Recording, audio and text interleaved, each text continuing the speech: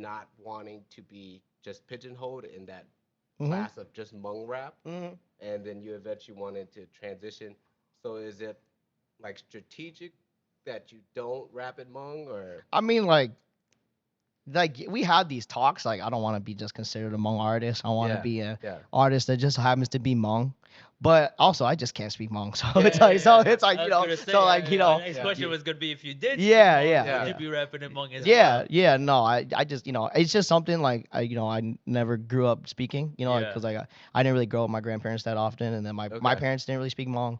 okay, My parents can speak Hmong, they just never did growing up, so it's yeah, just something that I never like picked up. So yeah, it's like, I mean, like, yeah, now as I get older, like I think like Right. yeah, being able to speak Hmong is like really important. So like for Yeah, me, yeah. I wanna take like a Hmong class. yeah, So Yeah. for I've been sure. like looking it up because I think like who you are and like what you like who you are as a person is Yeah, very important, and I think about that all the time. So as I Oh, get older, like I really want to like to just be able to speak Hmong. As my grandparents get older, what I'm saying, like it's yeah. just like, I want to be able to like Communicate with communicate them, in right? their native yeah, language and stuff. You absolutely. know what Yeah, I'm saying? No, So, it's the same thing with me. I mean, I grew up I'm Hmong Faki. I grew up in France around no Hmong people, so to me, I never really spoke any Hmong. If anything, I never really heard that much Hmong until we moved to St. Paul when I was like 12 already. hmm And then I started picking up a little bit until I picked up enough English, and I just got rid of the Hmong. And then as I got older, my wife's a Hmong teacher, so she's always talking you're about how just like, surrounded by it. yeah, Yeah, but she's always talking about like if you lose your Hmong, then the culture basically dies with you, yeah. because if you can't know,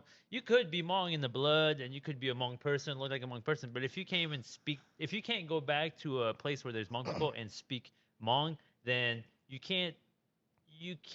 no longer link to the community because you're just Yeah. another yeah, Asian looking Yeah, dude, I definitely but you feel that. can't talk Yeah, with them. I right. definitely feel So that. when my wife said that, I was like, that's really true, and that's I don't speak that much Hmong either, but I do agree with her that like if you can't speak Hmong, then the culture kind of dies with you. Yeah, and like I said, as a kid, like when you're like a teenager, I was like, I just can't speak Hmong, so I don't care. But Yeah, like now that I'm older, like what you said, that really resonates with me because it's like, when my parents are gone, or like Right, my right. grandma's right, gone, yeah, and Yeah, then when I have kids, and then my kids are like gonna ask like, like where do we come from? yeah, Like, what is the language we speak? And right, if I can't, like, so it's just like now as I get older, I think that's very important too. yeah, yeah.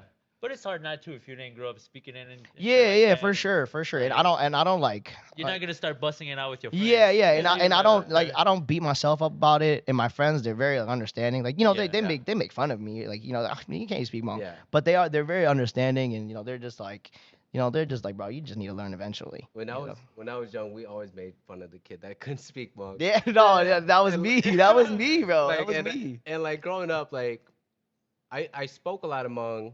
I grew up in Minneapolis, so I spoke a lot of Hmong, and then as I grew older, like I spoke less and less of it, and I only find myself speaking Hmong to like a lot of like my old friends, like my day ones from like way back in the yeah. day. Hmm. Those are the ones I feel the most comfortable like speaking Hmong to. But like yeah, like it is a lost art. It's kind of coming back though with like Hmong Yeah, it music. is. It Yeah, yeah, is. for Yeah, like sure. Well, I'm glad that there's new Hmong younger generation, cause like I'm 35, you're 32, three, 3. two. Yeah, so I'm just happy Yeah, to see that there's a generation below us who instead of shying away from it, like yeah, some of us, we shied away from it because it wasn't cool to speak Hmong or whatever. And yeah, now I'm seeing, and I don't know if it's true or not. It's just my perception. I'm seeing a younger yeah, generation coming through and using that Hmong Hmm. to like be like have songs that are like of the era, right? It's modern yeah, music, Hmm. but it's Hmong, and that's pretty cool because I'm like, good. If I ain't gonna speak Hmong, at least somebody else will, and at yeah, least the culture doesn't die with me. They Yeah. keep it going. Of course, for us, we'd like to speak it because we don't want it to die with us either. Hmm. yeah, But it's nice to see that there's a generation below us who, I mean, your generation, people who are Yeah, yeah. for who are using sure, the for language sure. and Yeah. then making songs that are not old school Hmong songs that our parents listen to. That we're Yeah, like, I don't not want to listen yeah. to Right. that. Hmm. How But old are you? I'm 25.